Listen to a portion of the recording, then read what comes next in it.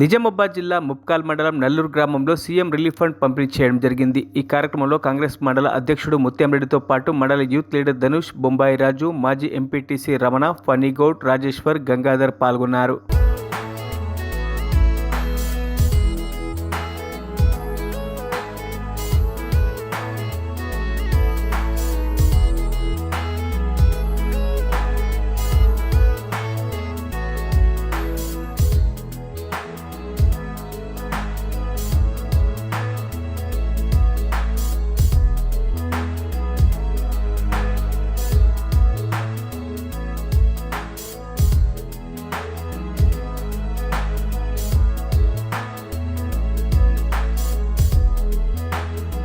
మరిన్ని అప్డేట్స్ కోసం మా ఛానల్ని సబ్స్క్రైబ్ చేయండి.